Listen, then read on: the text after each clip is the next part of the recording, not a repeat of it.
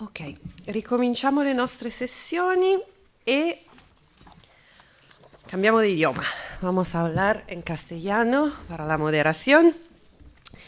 Y bueno, ese panel lamentablemente no vamos a poder contar con la presencia ni física ni virtual de la profesora María Rosaria Coluccello, que lamentablemente ha tenido un problema con en la universidad, entonces ha tenido que estar en Nápoli, pero bueno, pueden leer la propuesta de su abstract y muy probablemente también dará una contribución una vez que evaluaremos el tema de las publicaciones de las ponencias de este congreso. Ese panel, bueno, es un poco, nace con la idea de tener, siendo este congreso nacido para recordar los 400 años de la muerte de Ludovico Bertogno, nos parecía oportuno también adentro del evento académico contar con contribuciones de profesores que hayan trabajado sobre la obra de Ludovico Bertogno desde diferentes perspectivas, y también lo que me gusta de este panel es tener a un profesor extranjero que se acerca a la Aymara y se va a conectar pronto en Zoom a un docente aymara hablante. Entonces estoy muy curiosa de verdad a ver un poco cómo son estos dos acercamientos al tema de la aymara a través de lo que ha sido el texto aymara más extenso que se conoce hoy en día, es decir, la Vida Christi de Ludovico Bertogno. Entonces paso a presentar al profesor Nicolas Semlen, que es antropólogo y lingüista y que ha conducido un trabajo extensivo etnográfico histórico sobre el multilingüismo y los contactos lingüísticos en los Andes y en la región también de Amazonía en el Sudamérica occidental. El profesor Semlen está actualmente trabajando en la reconstrucción de los idiomas quechua y aymara y los contactos en los Andes centrales, en el multilingüismo entre los quechua, aymara, puquina y el español colonial en los Andes. Actualmente es profesor asistente en idiomas y cultura en la Universidad de Groningen. Entonces, Nicolás, te dejo la palabra y muchas gracias de verdad también de mi parte ayer por la contribución que diste a nuestro otro evento. Gracias. Bueno, muchísimas gracias. ¿Me escuchan, verdad? Así es. Sí. Gracias, Elena, por esta oportunidad. Qué gusto estar con ustedes otra vez hoy. Este ha sido un evento muy interesante, así que gracias. Hoy quiero hablar sobre el aymara elegante en el Perú virreinal, un análisis lingüístico de la Vita Christi. A ver, ¿tienes el...? Sí, perdón. Ya, gracias. Bueno, este es el plan que tengo. Quiero empezar en presentar la Vita Christi como texto, y después quiero hablar sobre la elegancia aymara, y después, como este es un proyecto bastante técnico, quiero dar un poco el enfoque técnico de los planes de investigaciones y, bueno, las perspectivas futuras de investigación que hay en este tipo de trabajo. Bueno, como sabemos, ayer mostré aquí estamos en Juli con la lengua aymara en el altiplano. Aquí está, como hemos escuchado, ¿no?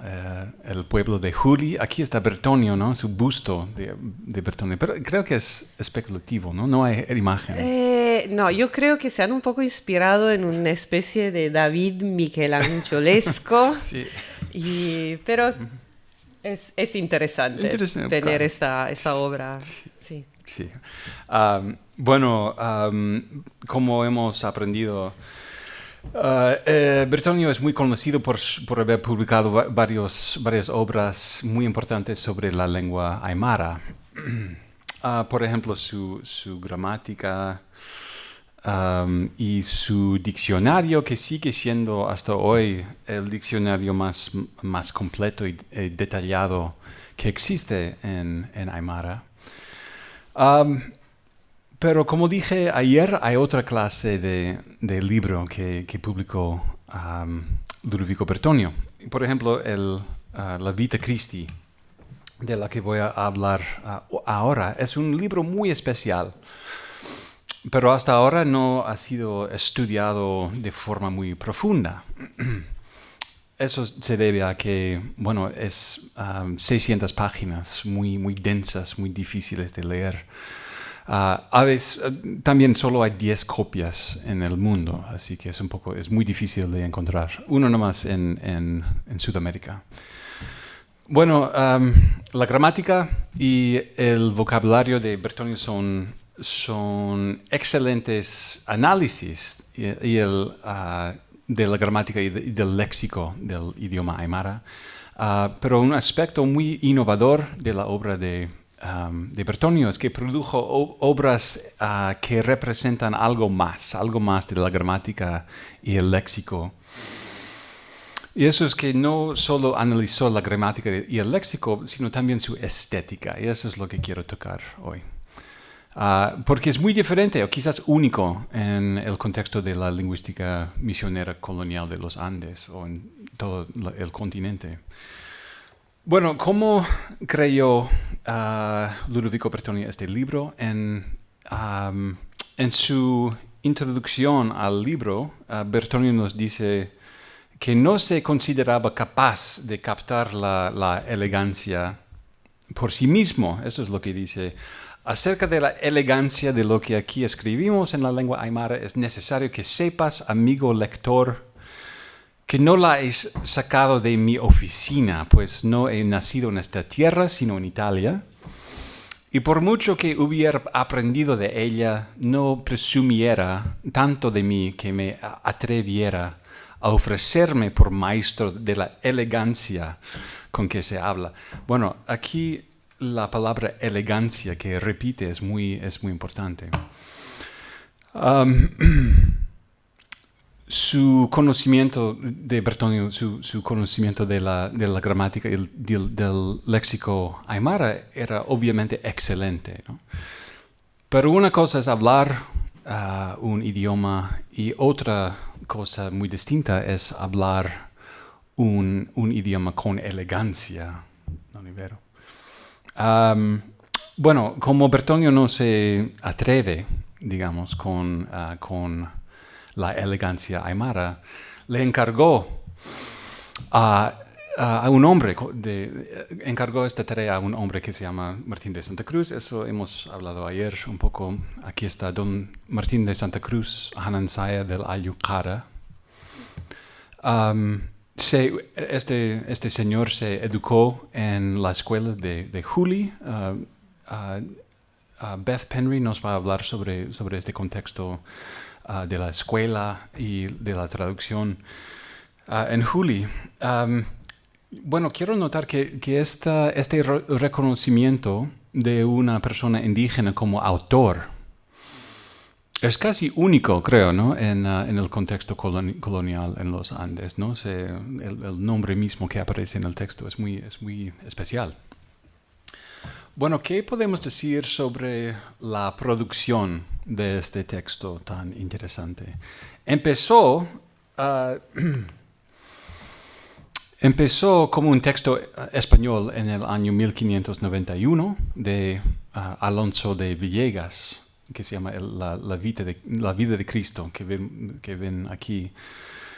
Y Martín de Santa Cruz tradujo este libro al aymara, o mejor dicho, lo transformó en una obra de arte verbal aymara en el año 612, como vemos aquí.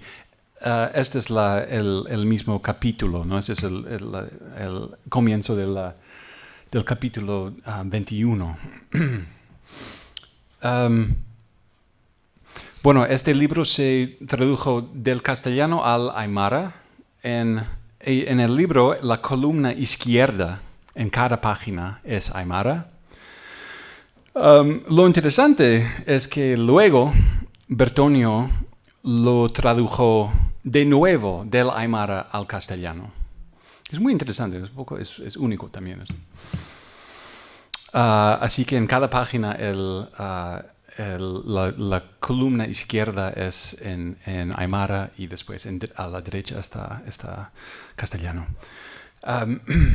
Así que tenemos aquí, en realidad tenemos 3 libros más o menos, el castellano, el aymara y la retraducción al castellano.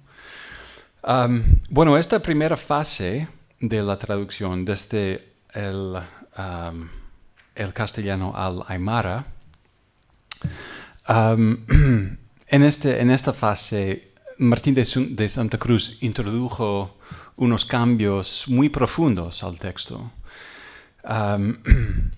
Y si comparamos el español que entró por un lado y salió por el otro lado, casi a veces no se reconocen, es como si fuera un texto distinto.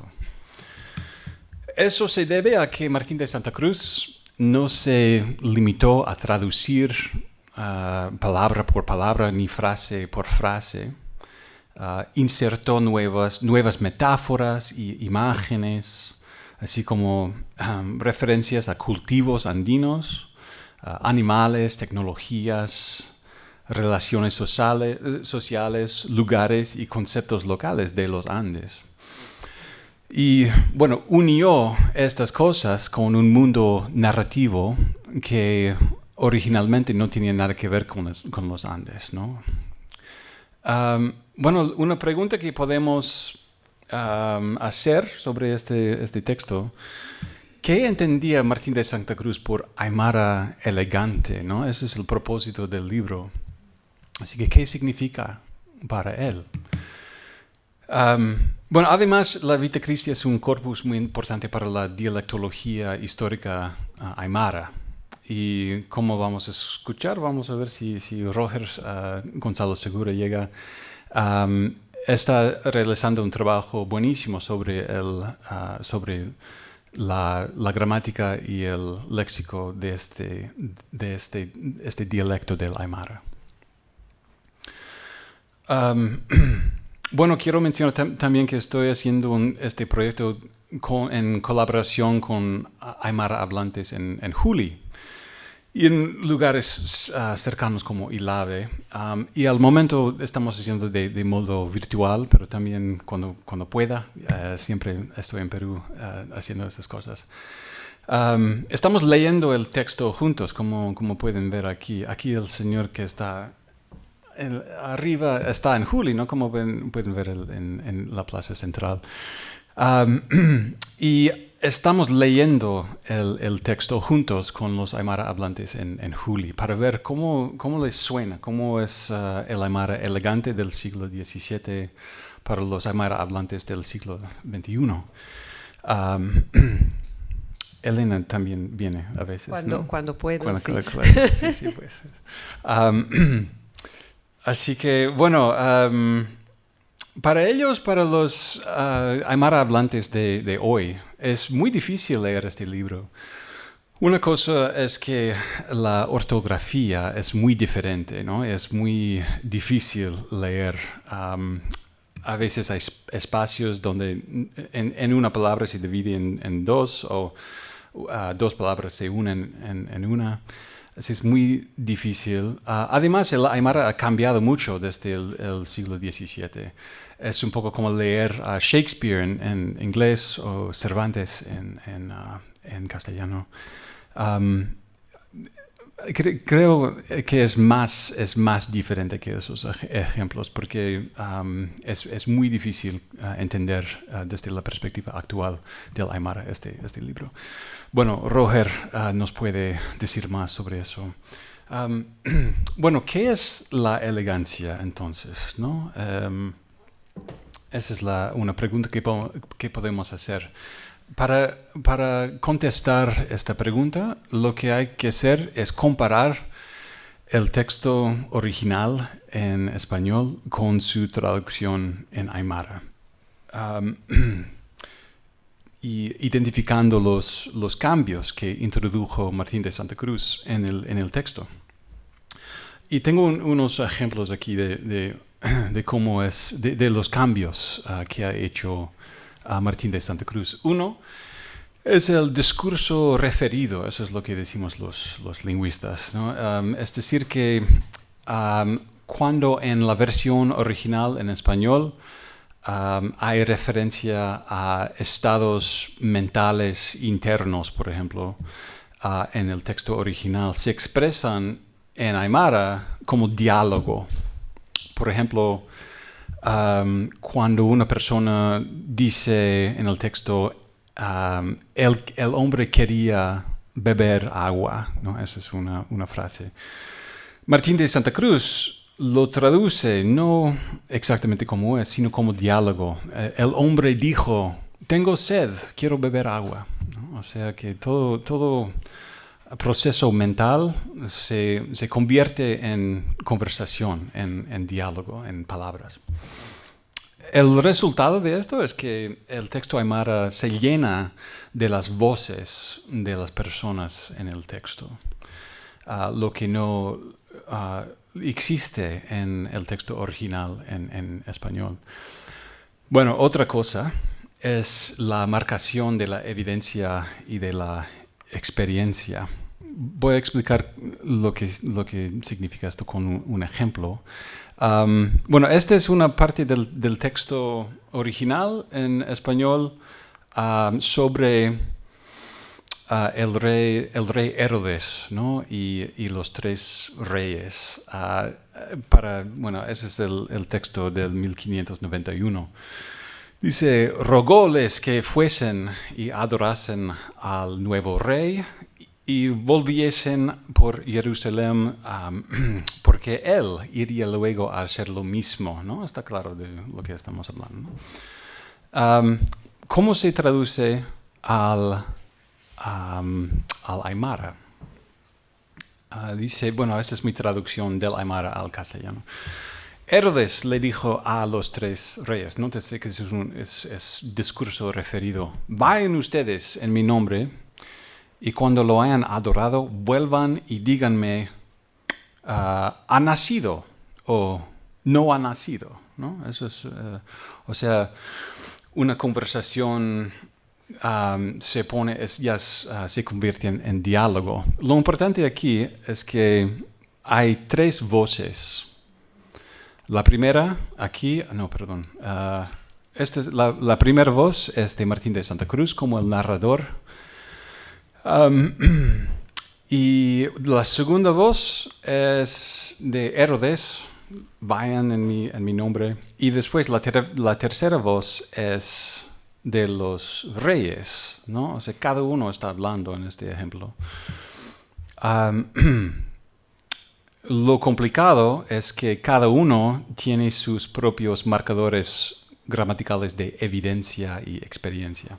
Por ejemplo, la voz de Martín de Santa Cruz lleva el sufijo del pasado no experimentado. Este es un aspecto bastante complicado de las lenguas indígenas como el Aymara y el Quechua. Hay diferentes tiempos verbales para los eventos que uno ha experimentado y los que no. Así que Martín de Santa Cruz no estuvo aquí para estos eventos, ¿no? Así que usa el sufijo del pasado no experimentado. Pero en la voz de los tres reyes utiliza el sufijo de experiencia personal, porque ellos, en este diálogo, ellos están contando lo que ellos mismos han visto, ¿no? O sea, tienen otro sufijo de experiencia personal. En Aymara esto es elegante, ¿no? Eso es elegancia. Convertir el texto español de esta manera. Es bastante complicado, es muy diferente del original, ¿no? Es un texto que tiene otro sentido, otra experiencia en leerlo. Otra cosa son los ideófonos, es decir, los sonidos lingüísticos que imitan lo que designan como onomatopeya, así dice, ¿no? Onomatopeya. Por ejemplo, aquí en el vocabulario, el diccionario de Bertonio, hay una lista de ideófonos. No se ve, pero acá un ejemplo es el ruido que hacen con el vestido cuando uno camina, ¿no? Y los pantalones, la tela hace así cuando camina, ¿no? Este sonido es hisp-uch, hisp-uch, hisp-uch, ¿no? Eso es lo que dice. Otro es el ruido al tostar del maíz y otras cosas así. Eso es t'okoch, t'okoch, t'okoch. Eso es lo que dice aquí. Otro es el ruido de los pájaros al batir sus alas, que es apaj, apaj, apaj, apaj. Hay 3, 4 páginas de estas cosas. Y este es el diccionario, pero están por todas partes de la Vita Christi también, ¿no? Porque esto es elegante para un aymara hablante del siglo XVII. Siempre tener los sonidos en el mismo texto. Obviamente esto no existe en la versión original en español. Martín de Santa Cruz los añadió para hacerlo elegante. Una pregunta que podemos hacer es que si la gente de Juli actualmente reconocen estos sonidos, cómo es la tela de los pantalones cuando es otro sonido, ¿no? Los sonidos han cambiado en el curso de los años. Pero este es el tipo de pregunta que podemos hacer con los aymara hablantes actuales. ¿Cómo suena esto? ¿Cómo sigue siendo elegante hoy en día? Otra cosa es la estructura poética. Esto es una cosa bastante complicada y técnica y bueno, no hay tiempo para discutirlo, pero se trata de hay unos sufijos gramaticales que Martín de Santa Cruz usa y da una estructura de los eventos que es aparte de lo que sucede en el texto español original. Y otra cosa también son las metáforas. Hay muchas cosas que se introducen en el texto que no existen en la versión original. Todas esas cosas son elegantes y sabemos eso porque cuando se compara el texto original en español con la traducción o la transformación, mejor dicho, al aymara, se pueden identificar todos los cambios que hizo.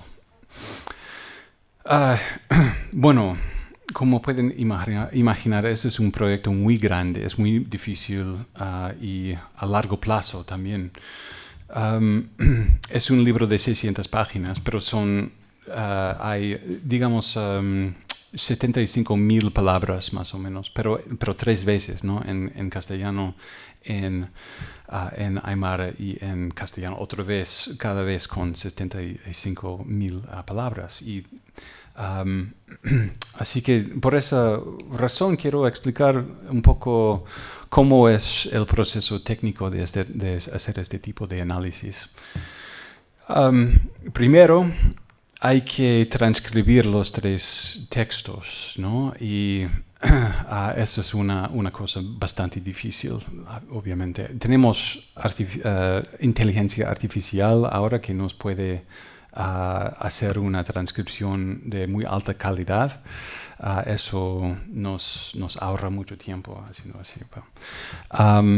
Bueno, la ortografía de Bertonio y de Martín de Santa Cruz es muy difícil, ¿no? Leyéndolo así, uno no puede entrar fácilmente en este texto. Así que tenemos que convertir todo el texto en una ortografía fonémica moderna. Esta ortografía desde una perspectiva técnica es buena, pero no es lo que haríamos nosotros los lingüistas hoy, y tampoco es lo que los aymara hablantes actualmente usan. Usan un sistema muy diferente.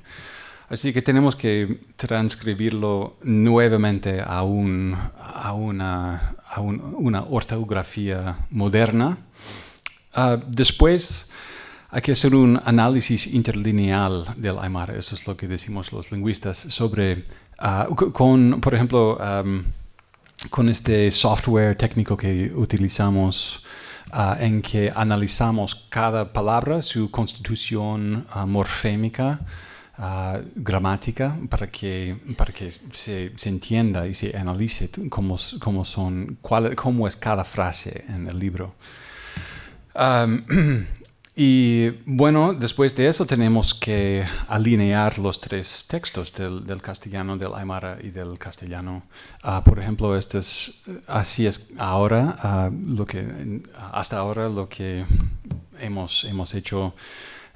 Un ejemplo aquí tenemos aquí a la izquierda el texto castellano, también traducido por mí al inglés. Y también después la misma frase traducido al aymara, y después la misma frase en castellano de Martín de Santa Cruz y Bertonio, y traducido también al inglés. Así que está digamos, alineado cada frase a través de los tres idiomas. Y bueno, ya eso será un conjunto de datos enorme, un corpus enorme, trilingüe, digamos, y con su traducción al inglés como lengua científica para este proyecto. Y es un trabajo enorme. Pero vale la pena, creo, ¿no? Porque es un texto muy especial y muy único. Si logramos, bueno, para concluir, ¿no?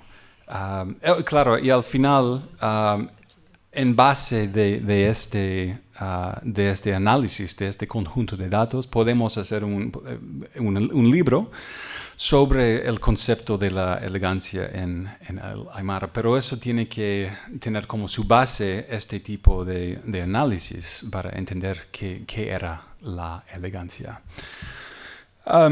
Bueno, si logramos hacer eso, hay muchas posibilidades, y los datos pueden ser muy útiles para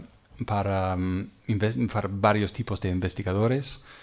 Los lingüistas, los historiadores, los estudiosos de la religión, los antropólogos y también los miembros de la comunidad de Juli y los aymara hablantes en toda la región, para quienes estos textos son muy especiales e importantes. Pero antes de eso, de ese uso, tienen que ser analizado este texto. Cada frase tiene que ser analizada por su significado para entender la elegancia. Y ahí estamos ahora. Bueno, muchas gracias por su atención y será un gusto seguir hablando sobre estas cosas. Gracias.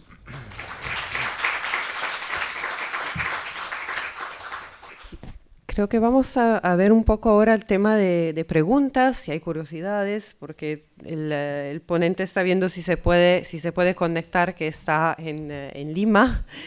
Y bueno, voy a empezar yo a hacer en realidad algunas preguntas, porque no hay muchas copias de Vida Christi que han quedado hoy en día. Bueno, tampoco en realidad de Bertoño, pero como justo ayer mostré, l'arte y el vocabulario al momento de la expulsión habían quedado un número relevante de copias. Entonces me viene de preguntar un poco si en el siglo XVIII se seguía todavía utilizando este volumen o por su también complejidad había como un poco sido olvidado. Esa es la primera pregunta. Y la segunda es justo con respecto a este tema del diálogo, que el texto de narrativos en castellano se transforma en el aymara en un diálogo. ¿Tú crees que este texto podría haber también sido utilizado en pequeñas escenificaciones, por ejemplo, del cuento de la vida de Cristo? Porque sabemos el teatro en el contexto jesuítico siempre ha sido muy importante. Y en la comunidad de Juli, en las escuelas de Juli, el concepto podía ser, a través de una escenificación, ser mucho más eficaz que no simplemente contándolo. Bueno, la primera pregunta sobre este libro es muy notable que hay copias del vocabulario por todas partes y del arte, de la gramática. Hemos visto ayer una copia aquí en Roma, ¿no? Pero la Vita Christi es mucho, solo hay 10 copias y no sé exactamente por qué será eso. Puede ser que no es un texto muy útil, ¿no? Digamos que es como una narrativa, como un ejemplar, se puede decir, de la elegancia. No figura muy bien en los... si estás aprendiendo el aymara, quieres leer el vocabulario y la gramática, pero no son muchos que llegan al punto en que tienen que aprender el aymara elegante, ¿no? Eso es... así que eso es como documento, no tiene un uso muy claro, en mi opinión. Es un tesoro, pero no es un tesoro muy útil, yo diría, ¿no? Claro, y también con la ortografía, uno no puede abrir este libro y leerlo, es muy difícil. Hay un ejemplo, en el año 1770, alguien copió el libro entero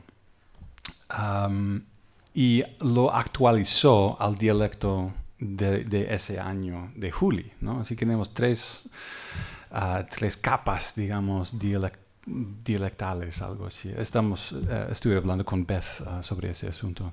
Así que en ese momento había alguien que usaba este libro, pero no sabemos mucho. Y quizás Beth sabe más de esas cosas. Y vamos a ver si nos cuenta más sobre esto. La segunda parte sobre... como uso para teatro, pequeña escenificación, sí. Puede ser. La verdad es que no sabemos mucho sobre cómo utilizaron este libro. Puede ser, ¿no? Por ejemplo, lo de Herodes y los 3 reyes, ¿no?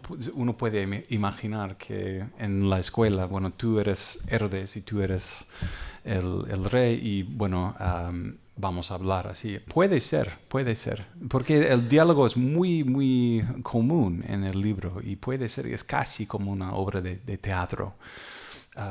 Así que puede ser, pero no sabemos. Sí. Uh-huh. ¿Si è collegato? Sí. Perfecto, entonces hacemos un ratito una pausa con las preguntas, en caso vamos a juntar también las preguntas para Roger Gonzalo Segura, que me dicen que se ha conectado.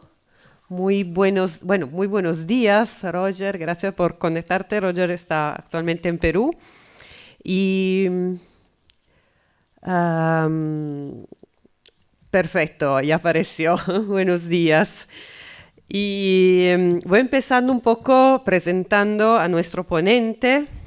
Roger Gonzalo Segura es aymara, natural de Pomata, Puno, y es desde el 2010 docente de las lenguas andinas en el Departamento de Humanidades, sección Lingüística y Literatura de la Pontificia Universidad Católica del Perú. Es magíster y candidato a doctor en lingüística con mención en estudios andinos por la misma universidad. Actualmente está dando la forma final de su tesis doctoral, Vida Christi de Ludovico Bertoño y Don Martín de Santa Cruz de 1612, estudio filológico, lingüístico y traductológico del aymara de inicio del siglo XVII. Su área de interés son la lingüística andina, la enseñanza de las lenguas andinas y la educación intercultural bilingüe. Participa en diversas consultorías sobre la preparación de materiales en lenguas andinas y en el Ministerio de Educación y en la formación de intérpretes y traductores de lenguas indígenas en el Ministerio de Cultura. Es un placer de verdad poder contar con un aymara hablante para este congreso y sobre todo que está dedicando tantos esfuerzos al estudio de la obra del padre Ludovico Bertoño. Así que, Roger, te paso la palabra y puedes compartir tu PowerPoint, compartir la pantalla y adelante.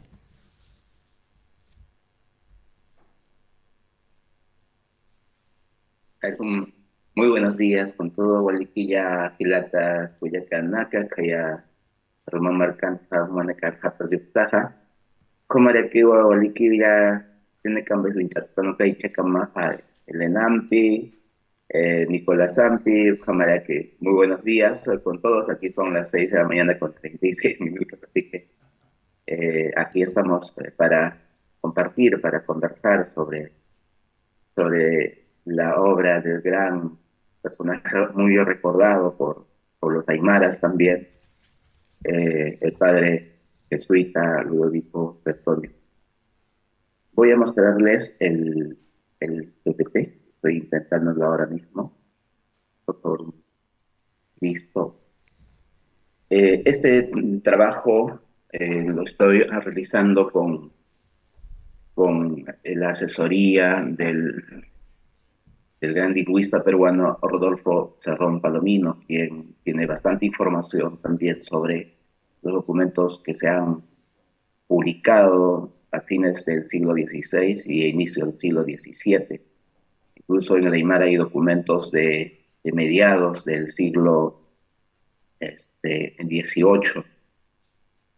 Lo hago esta ponencia también recordando al gran personaje que ha hecho y lingüista y misionero religioso Ludovico Bertoño, y además, ¿no?, recordando a mi gran maestro Rodolfo Cerrón Palomino, quien hoy nos llegará un recuerdo en la Universidad Católica del Perú, dictando, según él, ojalá no lo sea así, por última vez su curso en la facultad, en la carrera de lingüística de la universidad. Solamente eso. El trabajo que estamos haciendo lo hemos titulado de esta manera: Vita Christi de Ludovico Bertoño y Don Martín de Santa Cruz de 1612, estudio filológico, lingüístico y traductológico de la aymara de inicio del siglo XVII. Hemos buscado bastante antecedentes sobre si hubo algún documento escrito antes. Hemos rastreado desde la conquista y no hemos encontrado sino algunos hasta... bueno, el primer documento escrito que aparece en la lengua es en quechua, publicado en 2 documentos publicados de 1560, ¿no? El lexicón quechua y la gramática quechua, que son muy conocidos, después del rastreo que hicimos también al respecto, a pesar de que hay anuncios de que hubo textos desde 1540, sin embargo, hasta hoy no nos han llegado. Luego llega el concilio de 1582, de 1583, cuyas obras se producen al año siguiente, 1584, son tres, en el que por primera vez aparece ya un texto escrito, publicado por el Tercer Concilio Limense en 1584. Y en el primer documento también publicado por la primera imprenta que se instala en Lima, de don Antonio Ricardo. Doctrina Cristiana es el documento más conocido. Entonces son documentos previos que hemos revisado para que también sean fuentes de nuestra comparación y análisis para algunos aspectos del texto traducido del castellano al aymara, que es Vita Christi. Ludovico Bertonio, antes de la publicación de los documentos de 1612, nos antecede en 1603, con dos documentos muy importantes que se conoce: el arte breve de la lengua aymara y el arte y la gramática muy copiosa, que son documentos que posteriormente se van a también reflejar en el arte que publica en 1612, el primer documento que ese año, según él, en su confesionario, menciona fue el vocabulario de la lengua aymara. El vocabulario de Bertonio es una mina, un documento impresionante, una obra realmente monumental que no se está hasta actualmente viendo con la seriedad y las ganas y el ímpetu que se debe tener. Es una mina impresionante de datos lingüísticos que se puede trabajar y que, según veo, no se está haciendo de esa manera. Y ese mismo año, en julio, también publica Ludovico Bertonio, El arte de la lengua aymara. Es un libro, dos libros en uno, se podría decir, ¿no? El arte de la lengua y el otro siguiente en el mismo volumen, como una silva de frases en la misma lengua, y su declaración en romance, que también ahí encontramos en esa silva de frases igualmente. Incluso podríamos encontrar ahí la manera como pensaban los aymaras, porque hay frases que se expresan a manera de metáforas y de manera alfabética. Y en tercer lugar se publica el libro de la vida y milagros de nuestro Señor Jesucristo en dos lenguas, aymara y romance, traducido del que recopiló el licenciado Alonso de Villegas, quitadas y añadidas algunas cosas y acomodada a la capacidad de los indios. Este título prácticamente resume todo el trabajo que que han hecho Ludovico Bertonio, el equipo seguramente de jesuitas que trabajó. Se nota también eso de acuerdo con lo que podemos colegir, y principalmente la mención bastante especial que hace del indígena aymara en esa época, don Martín de Santa Cruz, que nosotros, mi asesor y yo consideramos como otro de los autores mencionados de este libro por él mismo y la manera como anuncia también Ludovico Bertonio. Vita Christi, así se llama, así se conoce esta obra, ¿no? Es una obra de unas 570 páginas distribuidas en un prólogo, un aviso acerca de la pronunciación, y 51 capítulos dedicados a la vida de Jesús y un apéndice. Las traducciones se presentan más o menos de esta manera, ¿no? En el lado izquierdo de sus páginas va la versión castellana, una versión retraducida, digo de retraducida, voy a explicar luego posteriormente, de la traducción hecha al aymara de un texto inicial diferente, ¿no? Y eso se nota. Y a la par, en el lado derecho, la versión castellana, que es una retraducción relativamente literal de Don Martín, por el visto bueno final, con el visto bueno final de Bertonio. Bertonio ha tenido que hacer seguramente un trabajo de revisión exhaustivo, aunque algunas veces él mismo dice que pudo haber escapado algunas cosas, ¿no? ¿Con qué propósito se hace esa traducción al lado derecho en castellano? Con el propósito, según él mismo anuncia, que se entienda, se dice en el prólogo, con la propiedad de cada vocablo, ¿no? y los rodeos y los modos de hablar que se usan los indios en declarar sus razones y conceptos. Bueno, es énfasis nuestro esa parte. La vida es la Vita Christi, es un gigantesco trabajo misionero en el que se figuran como autores dos personas, como ya dijimos, el padre jesuita Ludovico Bertonio y el indígena Aymara Martínez Santa Cruz, Hanansaya de la Yocara de Juli. Además, por un lado, todo indica que si bien eh, si bien don Martín es el único mencionado, fueron varios los colaboradores de esta empresa, eh, como se sugiere al final de la obra cuando se advierte a propósito del tratamiento y corrección ortográfica y los deslices que tuvo al respecto. Dice, por mucho cuidado que se ha puesto en que la ortografía de todo este libro y de los demás que ahora sacamos a luz concuerde con el vocabulario, ¿no? El vocabulario, la obra. No se ha podido salir bien con ellos, nos dice, y no por estar los originales bien corregidos, por ser letra de indios.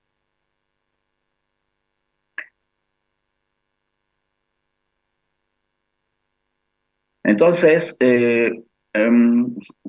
podemos seguir presentando esas menciones especiales que Bertonio hace sobre Santa Cruz, ¿no? Escribiendo que no fue dificultosa Santa Cruz ayudarnos para este nuestro intento, porque para estos le favoreció primeramente nuestro Señor, que dispone las cosas suavemente para nuestro bien y provecho.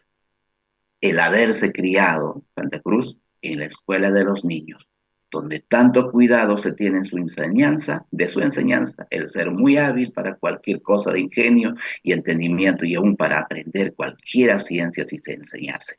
El haber aprovechado mucho en la lengua española, especialmente en lo que habla por escrito y saber los modos de su lengua que le corresponde. El haber oído de ordinario los sermones y pláticas que no todo el discurso del año hacen los padres de esta, que le ha importado mucho para entender mejor los misterios que en este libro se ponen, mucho ejercicio que ha tenido en traducir muchas cosas, ejemplos y sermones de romance en su lengua aymara, en dilatar de suyo muchas materias que aún se tuviera en mucho que uno en nuestra nación, aunque hubiera estudiado algunos años, hiciera de otro tanto en su lengua. En el prólogo.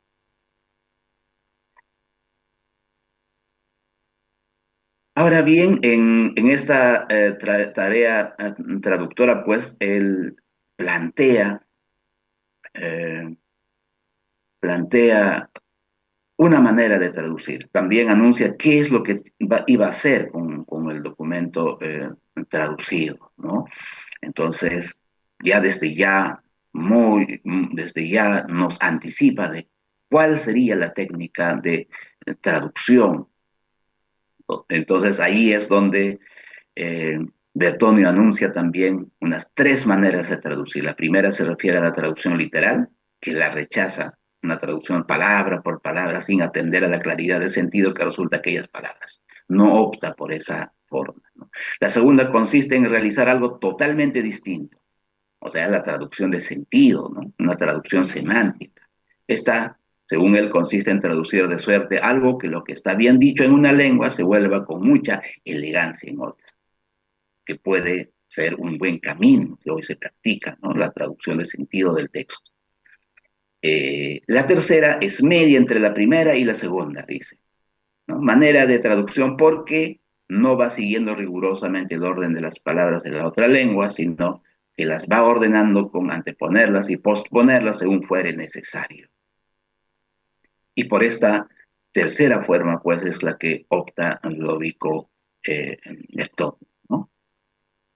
Y es el camino que tomó para cumplir esta gran empresa, ¿no? Desde luego que propone una prototeoría y un método de traducción, ¿no? Que crea una nueva tarea para la siguiente investigación. Es algo que también hay que ver con bastante interés y cuidado sobre la técnica de traducción.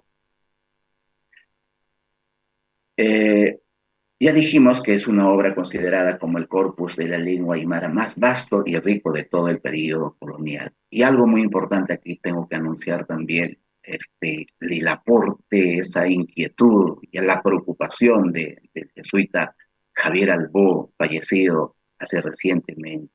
Ya él en 1984, ya muy preocupado, ya nos había anunciado, llamado la atención sobre la urgente reedición y estudio de este texto de carácter lingüístico pedagógico por su finalidad, ¿no? Y eso lo encontramos en unos documentos publicados por Albo y Layo en 1984. Y nos recuerda muchos años después, en 2012, incluso en el 2019, insiste, ¿no? Y el justo reclamo del maestro Javier Albó al final fue escuchado por muchos. Incluso para la publicación de la obra hoy, ya desde 2014 contamos en la Universidad Católica una versión facsimilar de Vita Christi con el auspicio del Fondo Cultural del Banco Central de Bolivia y el Fondo Editorial de la Universidad Católica del Perú. Además, se puede consultar hoy, que es mucha suerte, ¿no? Digitalmente en la página de internet de Archive patrocinado por John Carter Brown Library. Ahí se puede encontrar, me ayuda muchísimo para encontrar rápidamente los datos que busco.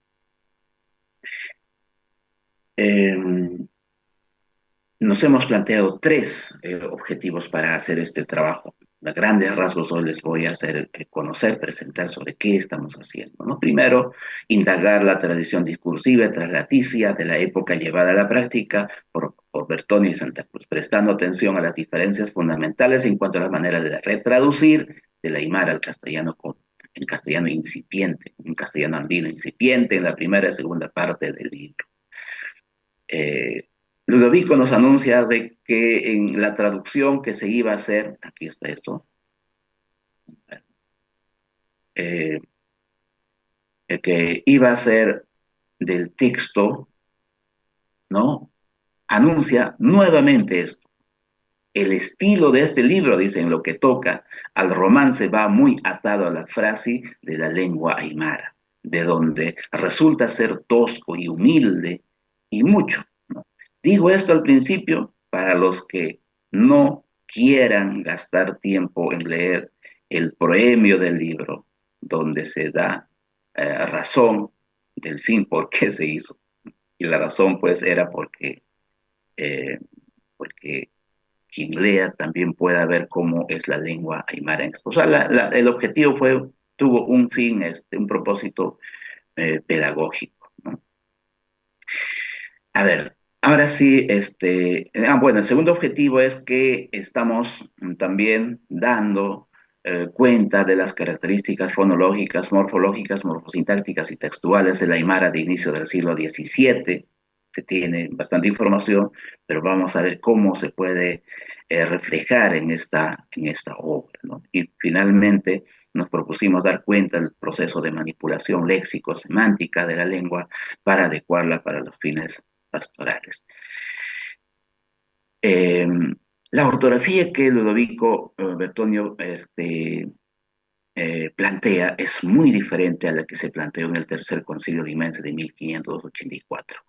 En 1584, en esa reunión, ese concilio de Lima, tuvieron rápidamente un pequeño percance, ¿no? En no poder representar, por ejemplo, las consonantes como, a diferencia que arriba es fácil, un poquito no tan difícil, como pa, ta, cha, aquí, ka y ka, tienen problemas para distinguir la velar de la postvelar ya desde inicios, ¿no? Para decir, por ejemplo, aquí, kiki, en lugar de pepe, ¿no? Son dos palabras que podían haber representado de la misma manera en esa época. Y no logran tampoco en esa época distinguir la pa de la pa, representa solamente con la misma p en esos documentos, y las abreviaturas ta y ta tampoco hay, aunque algunas veces se intenta hacerlo, pero no se logra diferenciar entre ta y ta. Tampoco se logra diferenciar entre cha y cha, no se distingue aquí diferenciar entre ka, ka y ka, ni ka ni ka. Aquí no hay esa distinción ortográfica. Se sigue tal como se siguió en quechua a representar las similares como sa, que ya seguramente ya no había más que una similar a fines del siglo XVI, sin embargo los escritos aparecen con estas letras, ¿no? Una S, la doble S, una C con cerilla y la C en contextos, en ciertos contextos. También donde tienen problemas para distinguir es en la postuelar. En la postuelar, este es a, ja, ¿no? En la fricativa ja, a veces aparece ja con C, con Q ante E y ante E, por ejemplo, y aquí una vez es con una G, ¿no? Apagraña, ¿no? Aparece para representar esos sonidos. Lo demás no hay ningún problema. Hay una ortografía bastante interesante en cuanto a semiconsonantes, como la wow, ¿no? Y en Bertonio eso se supera totalmente, como pueden ver en este apunte, ¿no? Las aspiradas ya los coloca con H en los tres primeros elementos, como para decir ta, ta y cha. Y también para ya resuelve el asunto de las glotalizadas, duplicando las letras, como para P, P, T, T, y aquí duplica la CC para decir PP, A, es decir, A para TT, para esto cha, y la K que se usa para decir A. Pero, sin embargo, no se distingue en la ortografía entre la velar y la uvular. Son las mismas letras que se usan, como ustedes pueden ver aquí. Por ejemplo, la velar, K y K se escribe de la misma manera, ¿no? K y K de la misma manera, K y K de la misma manera. En cuanto a la fricativa, aparecen dos maneras de representar. A veces como una J para el sonido ja, por ejemplo, ¿no? Para ja usa sistemáticamente K y H. Y para la aspirada ja, que es una consonante fricativa glotal, como en caballo del inglés horse, o y en aymara huma, ¿no? Con H a veces, con J a veces, con una GH, aparece esa distinción. ¿Por qué lo hizo? Bueno, cuestión de averiguarlo. Entonces son puntos muy importantes que se nota en la ortografía de Bertonio de manera sistemática y se nota que él mismo habría hecho la revisión aplicando este sistema de ortografía en su vida Cristo. No encuentro muchos problemas ortográficos que no sigan a la propuesta que hace Bertonio. Sin embargo, podemos encontrar seguramente algunas erratas en nuestro proceso de lectura. Esta más o menos es la diferencia de la ortografía de 1603, donde todavía no aplicaba Bertonio una ortografía que ya aplica en 1612. Por ejemplo, para decir China, aquí no hay en 1603 ninguna distinción de ese sonido. Sin embargo, en 1612 ya duplica la doble C, para decir China. Para decir Holly, por ejemplo, arar la tierra. Holly no distingue en 1603, pero lo hace en 1612, reduplicando la doble C para el sonido ho, ¿no? Holly. Para ídolo, waka, duplica, intenta de alguna manera decirnos, representar el sonido K, para decir waka, con doble C. Sin embargo, ya afirma totalmente en 1612 con una K para decir waka, o puede también decir waka, cualquiera, ¿no? Que aquí no distingue todavía entre la velar y la postvelar. En Hampati, ya vemos aquí con una sola P, en 1612 aparece ya con doble P, Hampati, para adorar o besar. Eteña, igual, lo mismo pasa con Kepe, lo mismo con Mankere. Mankere, vean en 1603, ya trata de distinguir utilizando la C y la Q, ¿no? La C y la Q, Mankere, pero no es sistemático, es algo que seguramente nos indica que quiso hacer la distinción. Sin embargo, en 1612 ya tenemos la forma Mankere, ¿no? Anko. Volviendo a lo anterior, ¿cómo saber, cómo diferenciar, cómo hoy, si no tuviésemos la lengua aymara viva, diferenciar entre esto que no pudo distinguir a nivel de escritura Ludovico Bertonio, entre la velar y la ovular, entre K y A, entre K y K y K y K, las vocales? Es que las segundas, las ovulares, aparecen casi siempre cercana a la vocal ortográficamente la E y la O del español. De esa manera nos podemos dar cuenta que en ese En esas situaciones estamos ante un sonido popular. Entonces, nuevamente digo que fue bastante sistemático, muy respetuoso con la ortografía que practicó, así que si un aymara hablante empieza a acostumbrarse con la ortografía de Bertonio, va a poder leer el texto como si se hubiese escrito ayer, pero el asunto está en acostumbrarse que requiere de bastante tiempo. Aquí ya pongo muchos ejemplos sobre ese asunto, que tiempo solamente voy a mostrar manera de imagen. Aquí, por ejemplo, uno solo. Aquí tropezarse, por ejemplo, lanka, ¿no? Aquí con K, kiska, la K que se usa para eso. Kisa dulce, a ver, voy a mencionar rápidamente. A ver, lanka, kita, kuya, para decir tropezarse, enviar, compadecerse respectivamente. Aquí doble C, pana, manque, coma, para decir claro, dentro y abrazar respectivamente. Aquí está esa KH que me parece una propuesta muy interesante y bastante funcional que aparece fielmente en sus obras, en las obras de Bertonio. Para decir, por ejemplo, aquí, ojaro, ¿no? Lejo, resplandecer, perdón, lijo, me parece que hay un error, una errata. El hijo, como hoy, o quizás en esa época se decía viejo, no lo sé, pero ya puedo considerar como una errata o un error ortográfico que no va con la línea de Ludovico Bertone. Aquí está para la H, por ejemplo, a veces aparece como H, J, la G, J, para decir manera, hamu. Aquí vemos eh, ul, ul, ulihtaña, vemos, ulihta, vemos, ulihta, aquí, ulihcaña, ulihktana, aquí, ulja, con J, y escribe aquí, alajpachaja, con J también.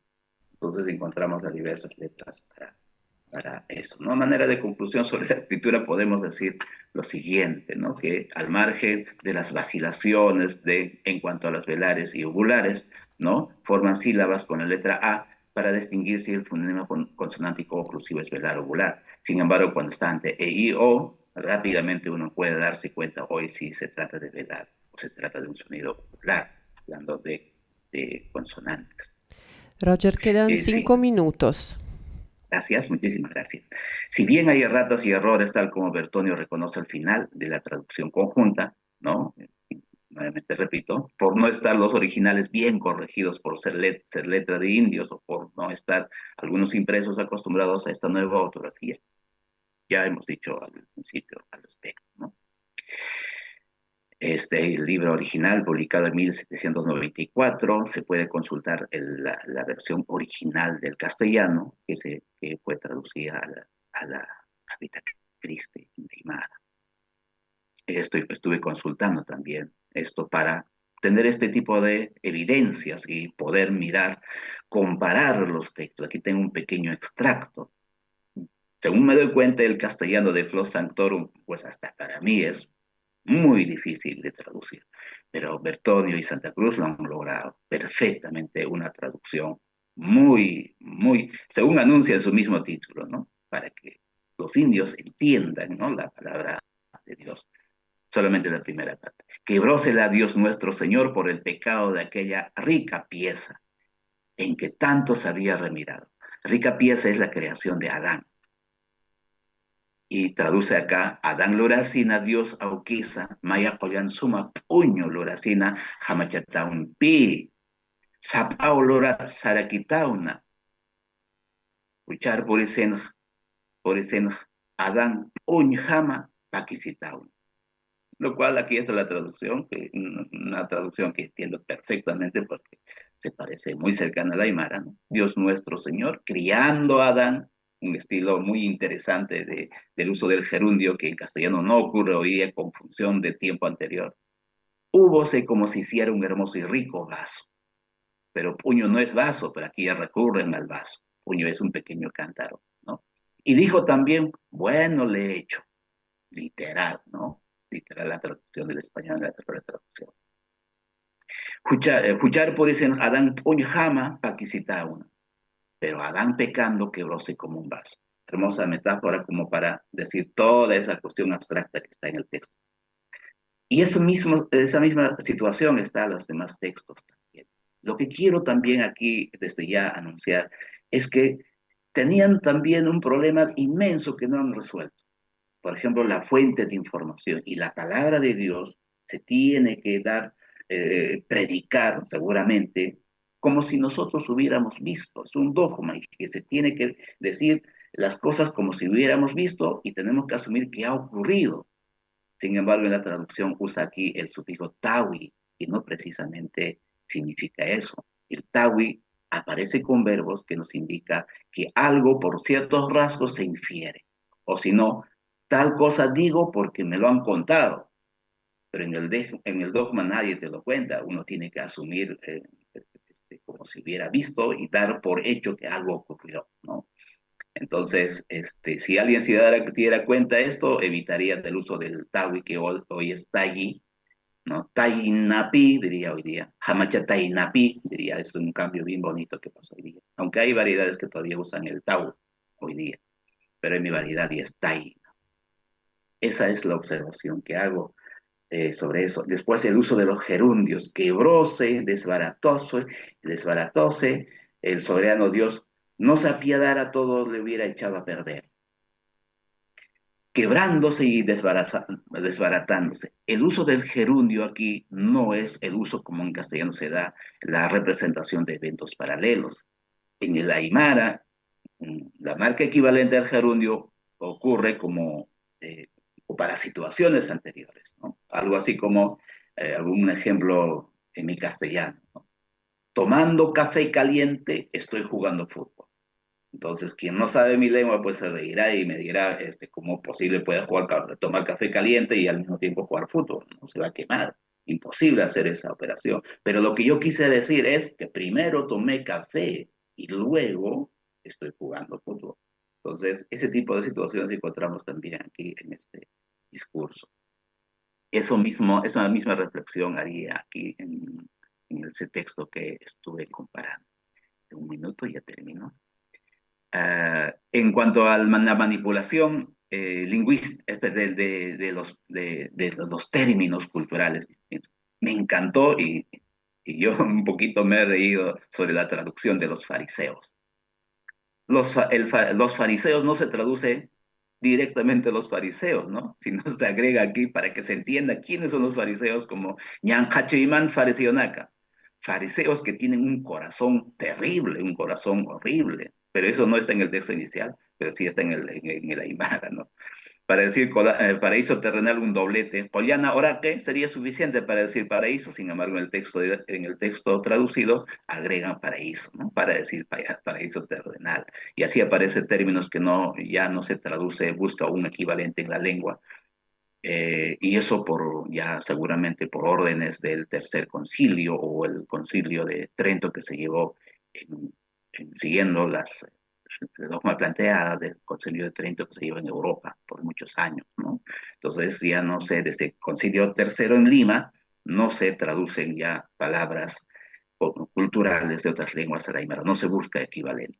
Pero sí se hacía, por ejemplo, en quechua en 1650, claro, 1500, no, 1550, sí se hizo. Ahí está el trabajo de don Domingo de Santo Tomás, ¿no? Para decir, por ejemplo, el infierno, dice, la casa del diablo, la casa de Supayhuasi, eso desaparece. Y eso ya no lo vemos tanto en la traducción de Aymara. La palabra ayuno, por ejemplo, no se puede traducir, y aquí dice Hachipan, ayuna y pana, viendo llorar, viendo ayunar, oración no se tradujo, tal cual se inserta.